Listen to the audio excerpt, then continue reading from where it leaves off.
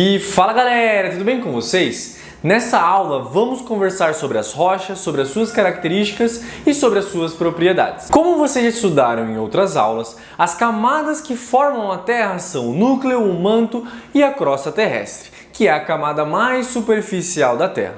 A crosta terrestre ela é constituída por diferentes rochas. O granito, o calcário, o gneiss e a ardósia são algumas delas. Então a crosta ela também é formada pelo solo, que vamos conversar nas próximas aulas. Então as rochas elas são compostas por um ou mais minerais e o granito, por exemplo, é uma rocha constituída principalmente por 3 minerais: o quartzo, o feldspato e a mica. Já o ferro é um mineral extraído da rocha chamada magnetita. E o ouro, o diamante e a esmeralda geralmente nos faz lembrar de joias bonitas e muito caras. O ferro, o chumbo e o níquel podem nos remeter à indústria e a seus equipamentos.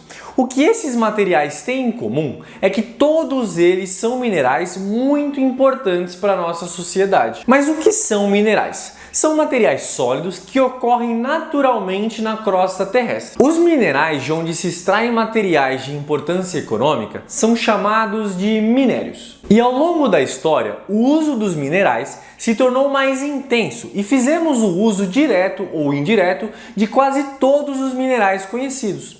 O quartzo, por exemplo, ele é utilizado na confecção de vidro, de instrumentos ópticos e de relógios. Já o ouro, o diamante, a esmeralda e o topázio são empregados, sobretudo, na joalheria.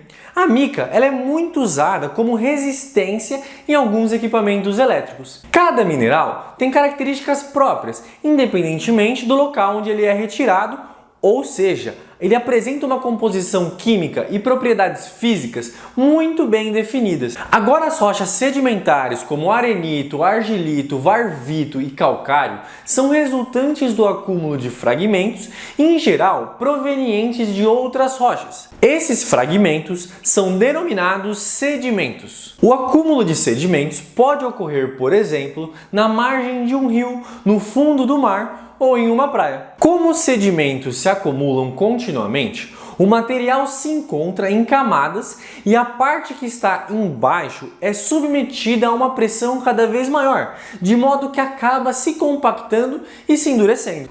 As rochas sedimentares, elas podem apresentar camadas e às vezes elas podem conter restos de animais e plantas que viveram no planeta em épocas remotas. E esses restos são chamados de fósseis. Já as rochas metamórficas são resultantes da transformação de todos os tipos de rocha, ígneas, sedimentares e das próprias metamórficas, que estavam ali submetidas às altas pressões e temperaturas nas partes mais profundas da crosta. E a ardósia, o mármore, o quartzito, o gneiss e a pedra-sabão, que tecnicamente se chama esteatito, são exemplos de rochas metamórficas. Agora vamos conversar sobre algumas propriedades minerais, começando pela cor e brilho. Essas são propriedades importantes, por exemplo, na confecção de joias. A esmeralda, a ametista, o topázio, entre várias outras pedras, apresentam cores variadas e refletem a luz com muita beleza, principalmente quando elas estão bem lapidadas. Esses minerais são de grande importância econômica para o Brasil, pois são encontrados em nosso território.